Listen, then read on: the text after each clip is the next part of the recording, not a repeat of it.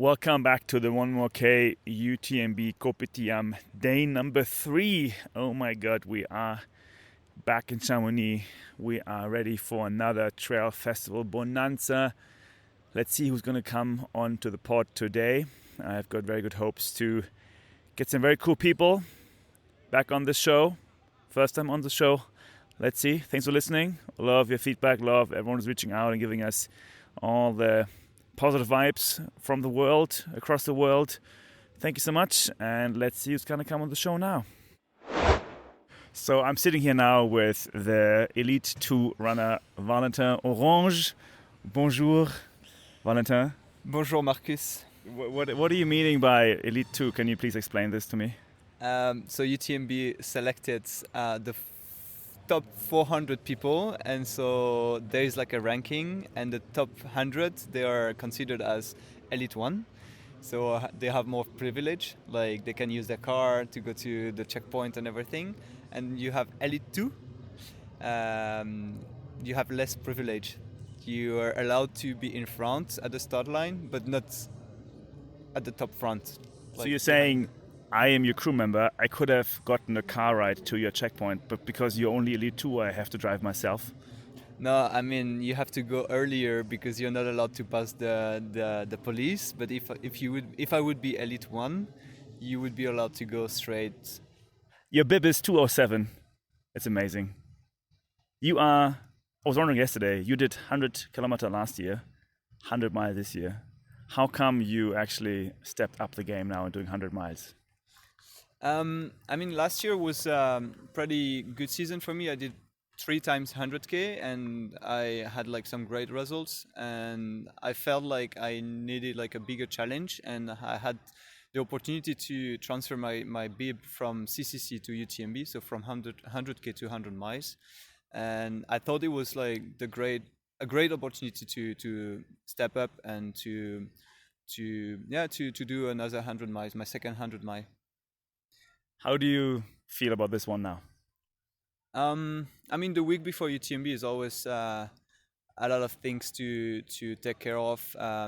It's a bit stressful. You have a lot of things to do, to handle. I'm a little bit nervous, but I sometimes I forget that I have to run 100 miles on Friday. It's funny because you have all the excitement around you, and you have so many things to deal, and then you're like, oh, I need to rest because on Friday I need to be ready for the big race. So yeah, I'm okay. I feel okay. I mean, you seem super relaxed. I cannot sleep very well, so maybe it's in daytime I'm okay because I see a lot of people. I'm seeing all my friends, so it's good to see all my old friends from Vietnam. But yeah, I'm a little bit nervous. Yeah. Okay. I was wondering about that actually, because you are definitely one of the top 30, top 40, top 50 runners for UTMB. How can you deal with all this hype around you? How can you deal with this German guy coming up to you asking you questions like, I'm exhausted end of the day. How do you do that? Well, first of all, I would say that if I do top 50, I would be super happy because this race is so competitive, and this is only my second 100 miles. So I don't want to think about any ranking, especially because UTMB is all about time, because you cannot predict any ranking because every year is more competitive. So even if you improve your time from the previous year, you can downgrade your ranking. So ranking doesn't really matter. We will calculate this at the end. No pressure. I mean, if I do top 50, who cares? Only me cares. You know, like I don't need to. I mean, if I would aim for podium, yeah, I would be super stressed. But I mean, top 50, who cares? Do you have a time then in mind you wouldn't mind sharing? I hope if everything goes well, I hope I can spend only one night out. So it means that if I ran around 25, 26 hours, that would be great. If I can do better, I will push to do better, but I will be very patient at the beginning, and then I will see after Courmayeur, which is kilometer 80. But yeah, if the race goes well, I hope I can do like one day, only one day. One day, that's the goal. I'm very honored and lucky enough to be one of your crew members, so thank you for that. What do you expect from your crew? So you're gonna be the first one to assist me. So kilometer 30. This is a key checkpoint because that's the last checkpoint where you see your crew and before entering the night, and then it's also the last checkpoint where you see people because after that there is nobody on the trail. And yeah, I mean, from my crew, I hope that they will push me if I feel tired. I hope they will motivate me. I hope they will help me to go through this big loop. But I mean, no pressure. That I'm the only one running, so for you it's all about being patient and waiting. So Yeah, and I can just do be that. ready. I love waiting. That's great. Okay. Okay. This is now your. How many times have you been at UTMB as a runner and as a guest? So this is my third time being at UTMB and second time running. So I did CCC last year and then UTMB this year. What's your impression of UTMB this year? Anything that strikes out that is new, that's different from the previous years? I would say that this year I'm trying to get away from the crowd, so I'm not really paying attention to all the excitement or all the events around UTMB. I don't notice any difference so far. It's only Wednesday, so it's getting more and more exciting every day. There are more and more runners and more people. But my first impression in 2022, when I came here for the first time as a guest, I mean as a spectator, I was so impressed at the time. But I mean since then I get used to it. So for me there's no big change. Yeah. That's yeah. I mean, also you live now in the Alps, so maybe that also just helps with just being more familiar with the community, with the course, with just the French way of trail running. Not really actually, because okay, I live in the Alps, I live in the mountain, but I live in a remote place, which you know, and actually I feel strange to be surrounded by trail runners because usually on my daily runs I don't meet anyone, I don't bump into any runner or like not that often. So being where like every square meter there's like three trail runners that are stronger than me, it's a strange feeling. No, but I mean, yeah, I mean, it's not like when I was living in Asia. I was living in Vietnam. I was training in the only mountain where everyone was training. So every time I was going there, I was meeting friends. I was seeing people I knew. Here it's more like everyone is running on their own. I don't belong to any community or any group, so I like that. I like running on my own, also because my schedule is quite flexible, so I can go running whenever I want. But yeah, it's different. Yeah, it's very different. Nice. You have signed with Kailas as one of your sponsors. How has that experience been being part of that crew, that large organization now? Well, so far I'm super happy. They are, I mean, it's a very big brand, Chinese brand. I was expecting to be a bit lonely because they have so many athletes. They are based in China. There is I'm the only French with Sangye Chapa, sponsored by Kailas. So. But then actually it's completely different because I'm talking to them almost every day. I'm working with them sometime as a filmmaker, photographer. Um, they support me, they care about me, even though I'm not the best athlete. They have like super strong athletes, but they really care about how I am, how I feel, and I'm very close to the team. So far I'm super happy, super happy, and they support a lot, they care a lot, so that's the most important. Nice. On the filmmaking side of things, you had on Monday evening, you had the screening of Sangha Sherpa's film. I was lucky enough to be there. Thank you so much. Super great job. How did it go for you? What was the feedback from the community? That was the third time that we were screening it at the cinema, and the feedback are always the same. People are amazed by Sangha's story, not amazed by the movie, but Sangha's story. Um, uh, they they they discovered some new faces of Sangay, and some people they didn't really know Sangay. So I'm really proud to be the one who document his life and could picture and show what's his story behind the man he is when he goes to a race or when you meet him on the trail or. Yeah. When is it going to be available for public again, or as in on any streaming platform? Yeah, so from now we are screening it at a few cinemas, so we will have 4 more dates in France. And then it's already online on uptrack.com, which is a streaming platform, paid streaming platform specialized in outdoor documentaries. And I think it will be available on YouTube in about 6 months. Okay, nice. All right, man. I mean, I am so proud of you, what you've done as a runner this year and as a filmmaker. It's incredible. You coming from Vietnam to France and you're establishing yourself here in Annecy and in the Alps as a runner and a filmmaker. Good job. So glad I can follow your journey. And I'm wishing you the best of luck. Thank you for your time now. And I'm hoping to see you with a smile, or not a smile, at the checkpoint in Les Contamines. Thank you, Marcus. Thank you for supporting me from the beginning of Leka. I mean, I'm also proud to be the one of the first athletes, ambassador, tester in 2020, 4 years ago, and yeah, thank you for also assisting me.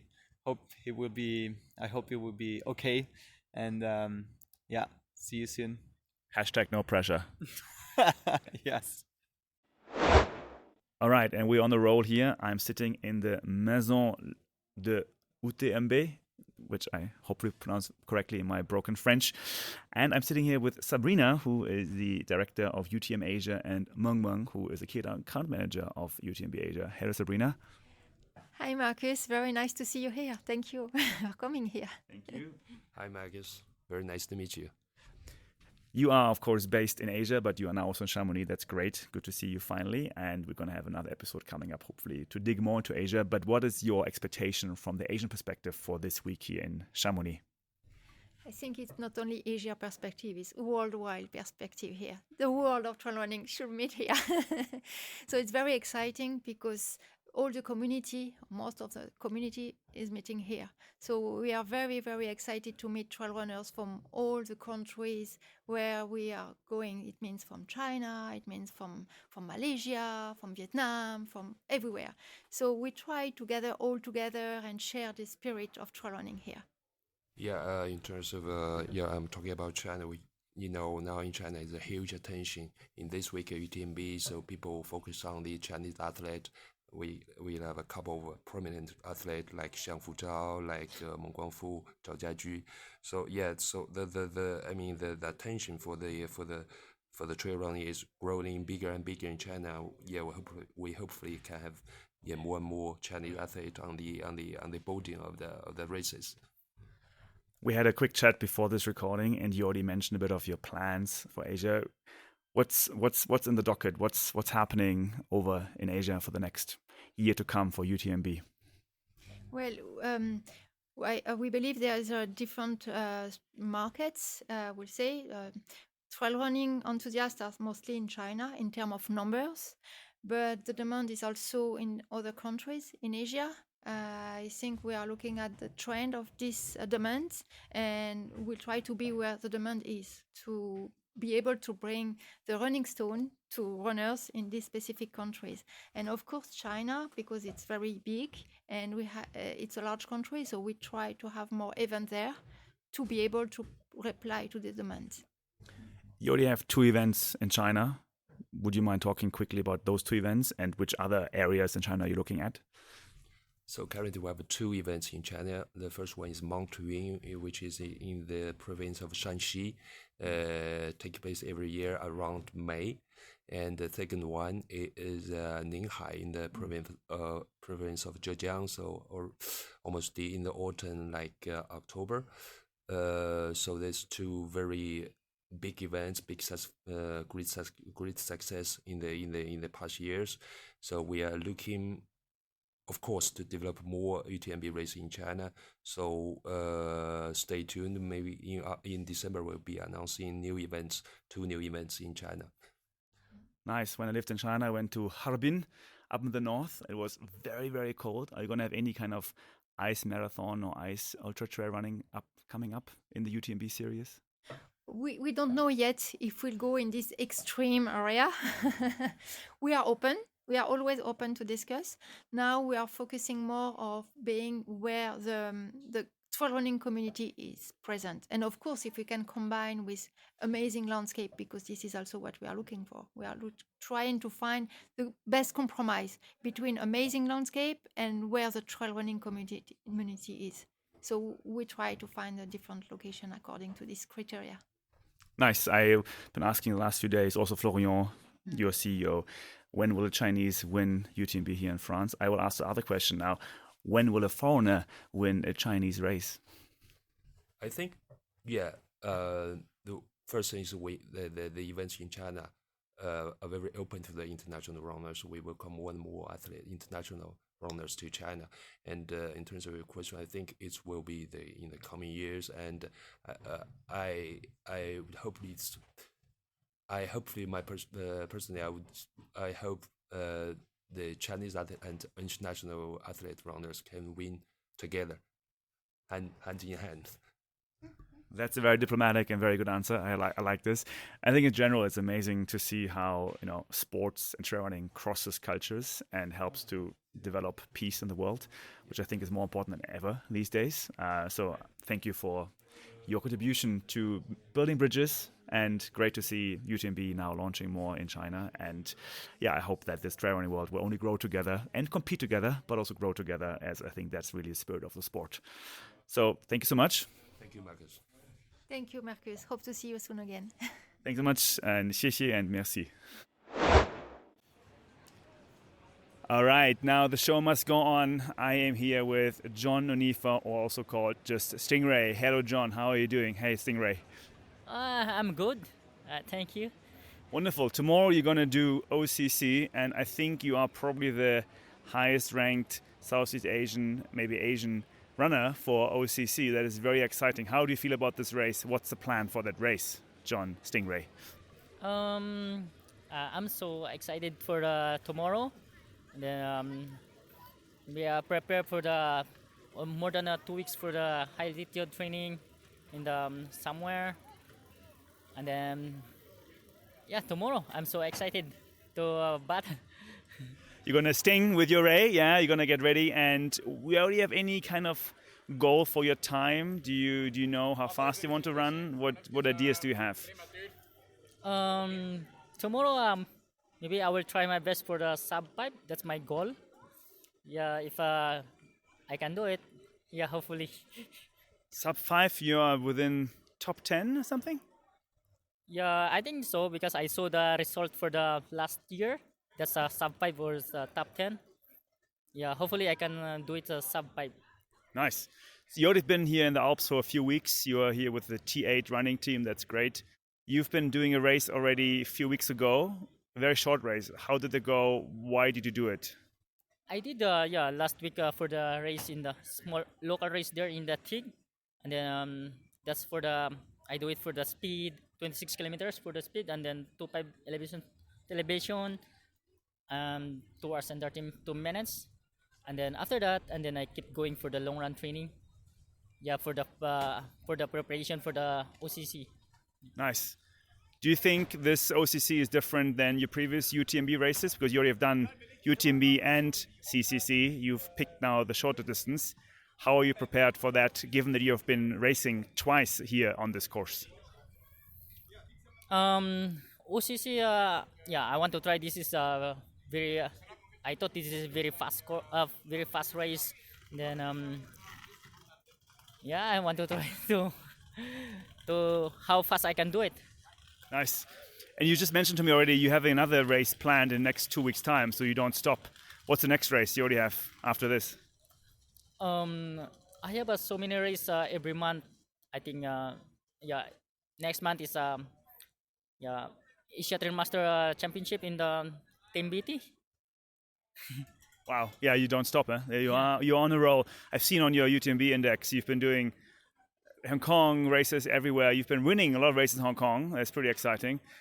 What kind of secret do you have to share with us? Do you have any secret sauce? Why do you keep winning all the races? Yeah, I need to more hard work for the training, and then of course I'm full time athlete too, and then I don't have a work. I focus for racing, and then after running, and then I eat and sleep, repeat.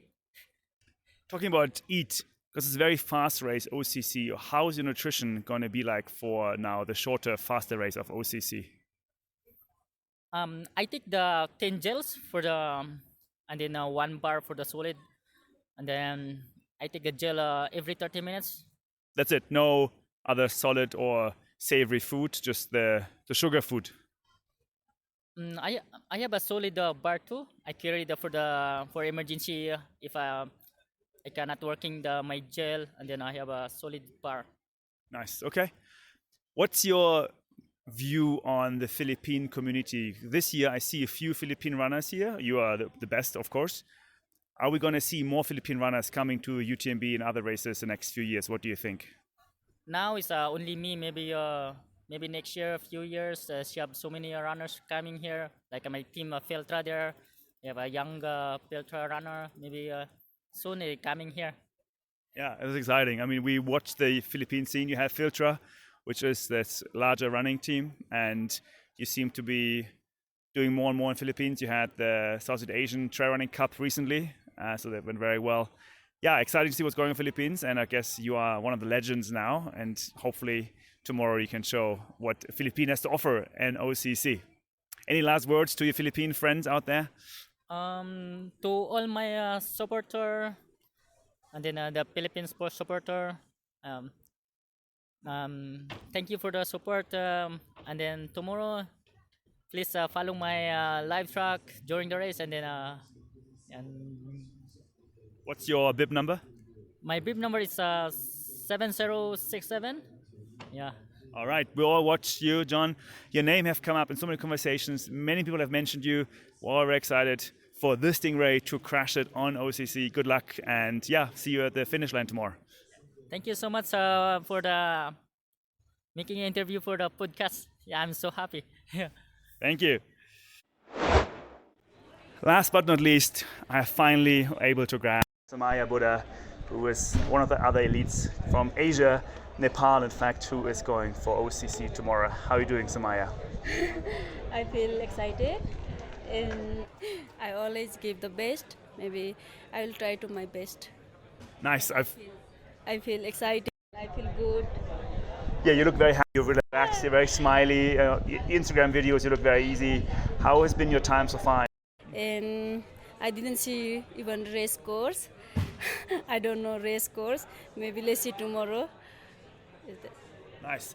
I seen earlier the CC females, they look very strong. Oh, yes, this time. And I'm little bit nervous because they are super strong than me. You have incredible speed, so I think OCC is perfect for you tomorrow. I hope I will follow them. That's very good of you. Any race strategy, any secret you can share how you're going to take on OCC tomorrow? I will run my own pace and let's see what happen. I don't know. And I will follow. I can follow them. Nice. We're very excited for you running. Many Yes. people are watching. I'm excited for the Asian females doing a great job this year. So, Sunmaya, best of luck, and you will crush it tomorrow. Yes, thank you so much.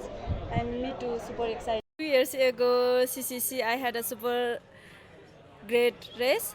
But this year I wanna choose OCC, some new one, and I will try to best, and that's it. Perfect.